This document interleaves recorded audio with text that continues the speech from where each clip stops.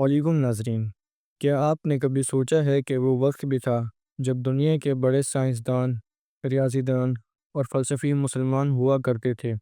جب یورپ جہالت کی تاریکی میں ڈوبا ہوا تھا تو اسلامی دنیا علم و تحقیق آج کی ویڈیو میں ہم اسی دور کے عظیم دماغوں، ان کے کارناموں اور ان کی تحقیقات پر روشنی ڈالیں گے جنہوں نے جدید دنیا کی بنیاد رکھی۔ دور کا آغاز 8ویں صدی عیسوی میں عباسیہ خلافت کے قیام کے ساتھ ہوتا ہے۔ خلافت عباسیہ کا مرکز بغداد تھا، جو جلد ہی دنیا کا سب سے بڑا عالمی شہر بن گیا۔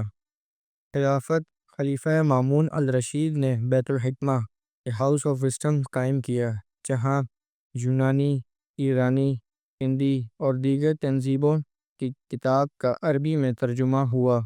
یہ صرف ترجمے کا ادارہ نہ تھا، یہ ایک تحقیقی مرکز تھا جہاں سائنس، ریاضی، طب، فلسفے اور فلکیات پر علمی تجربات کیے جاتے تھے۔ یہ دور علمی رواداری کا تھا۔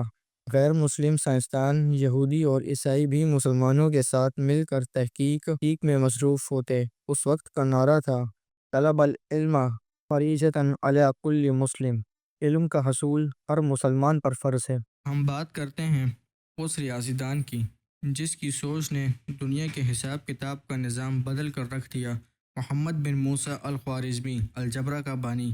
آئے جانتے ہیں محمد بن موسیٰ الخوارزمی کے بارے میں۔ الخوارزمی نے الجبرا کی بنیاد رکھی اور ان کی کتاب الکتاب المختصر فی حساب الجبر لکھی گئی، جس میں صفر کا تعارف اور ڈیسیمل کا نظام ریاضی میں متعارف کروایا۔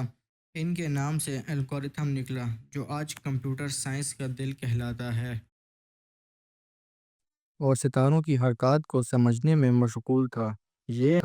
یہ ہے ابو ریحان البیرونی۔ زمین کی قطر کا حیرت انگیز اندازہ جدید آلات کے بغیر کیا۔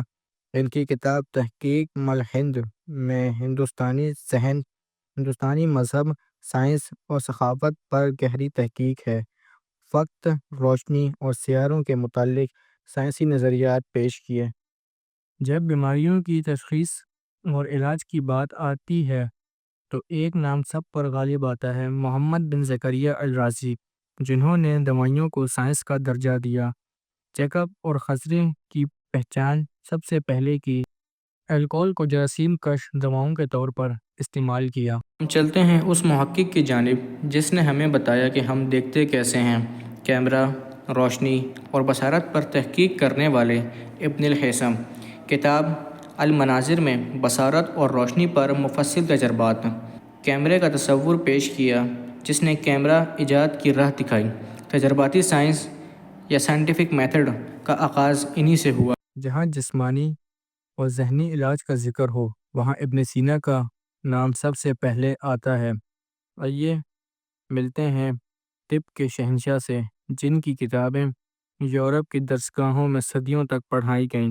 ان کی کتاب القانون فی الطب طب کی تاریخ کی سب سے مشہور کتابوں میں سے ایک ہے۔ دماغ، دل، جگر، آنکھ اور نفسیاتی امراض پر سائنسی انداز سے کام کیا۔ ہسپتال، کوارنٹائن اور پریونٹیو میڈیسن جیسی تصورات ان کی دین ہیں۔ آپ کو ویڈیو پسند آئی تو لائک، سبسکرائب اور شیئر ضرور کریں، اور کمنٹ میں بتائیں آپ کا پسندیدہ مفکر